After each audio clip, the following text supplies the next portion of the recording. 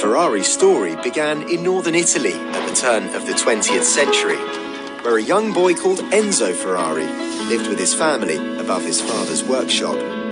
Each morning, Enzo and his brother awoke to the ringing sound of hammers below. Their father had wanted the two boys to inherit the family business, but Enzo dreamt of becoming a sports writer, opera singer, or a racing driver. And from the moment 10-year-old Enzo saw his first race in Bologna, he thought of nothing else than making his racing dream a reality. After the First World War, in which he lost his father and brother to illness, Enzo broke into the Italian racing scene. He signed to Alfa Romeo in 1920 and claimed 11 victories. And in 1929, Enzo founded Scuderia Ferrari, a stable of top driving talent backed by Alfa Romeo. The team stormed to victory at the 1935 German Grand Prix, but disbanded 2 years later. As the dust settled on the Second World War, the team was reborn, this time as a fully fledged constructor. The world was watching in 1949 as Ferrari famously won at Le Mans, and a year later were on the grid at the Monaco Grand Prix, the second ever race in the newly formed Formula One World Championship. From humble beginnings, Enzo had lived the dream as a racing driver and built a world-class motor racing team all of his own. But in the Scuderia Ferrari story, this was merely the first chapter. Any driver considering an offer to join Enzo's Scuderia Ferrari would have been well aware of their new master's reputation. Enzo famously described himself as an agitator of men. At Ferrari's Maranello factory, only the best was good enough. Enzo was ruthless in his criticism of both staff and drivers as he tried to inspire them and drive performance. One tactic was to hire more drivers than cars. The threat was implicit. Fail to perform and you would lose your seat. It's been said that Enzo did have a softer, sentimental side, but more than anything, Maranello was a high-performance pressure cooker where the only valuable currencies were power, speed, pride and aggression.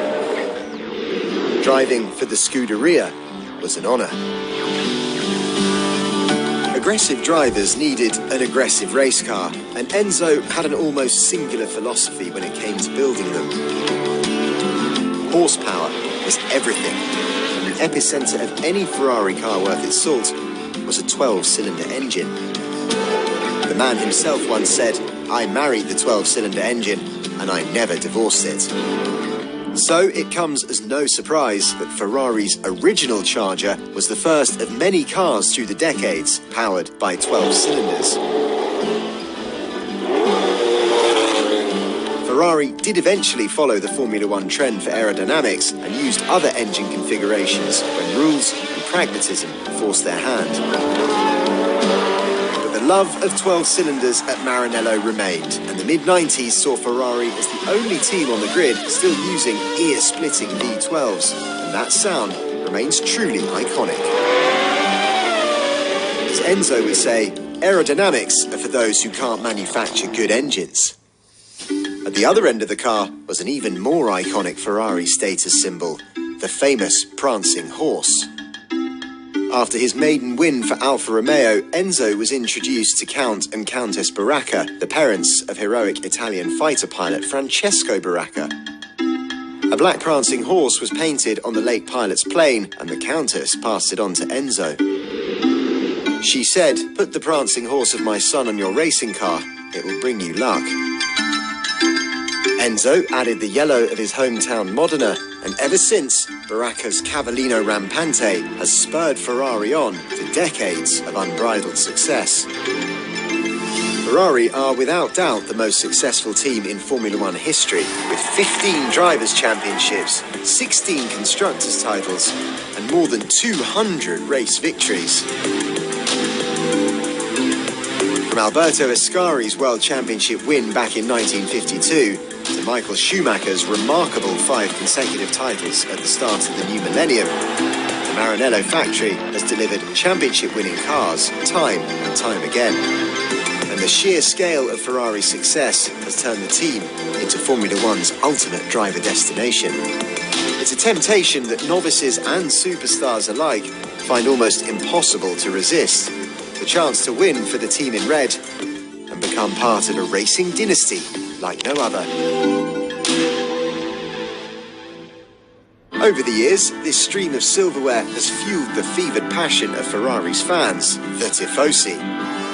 The Tifosi's support is quite simply without parallel in Formula One, so the pressure on Ferrari to deliver is immense. Failure is met with despair. Race wins are the stuff of legend, and in the eyes of the Tifosi, world champions become nothing less than immortal.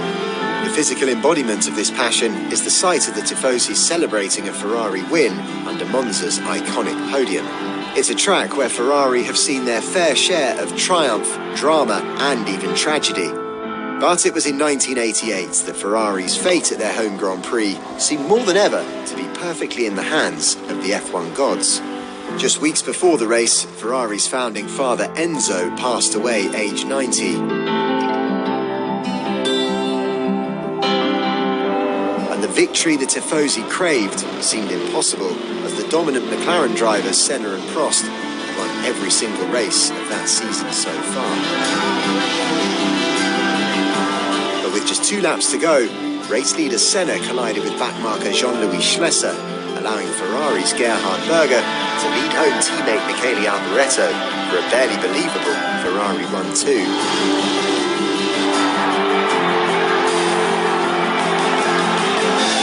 There could have been no better send-off or tribute to one of the greatest personalities F1 had ever seen.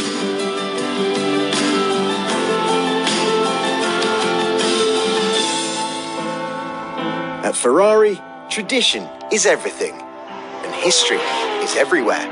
From the prancing horse on every race car to their long-standing home in Maranello, where traditions from Enzo Ferrari's day endure with every victory. Ferrari's pursuit of speed and silverware continues to be relentless, an obsessive passion as strong today as it was 1,000 races ago.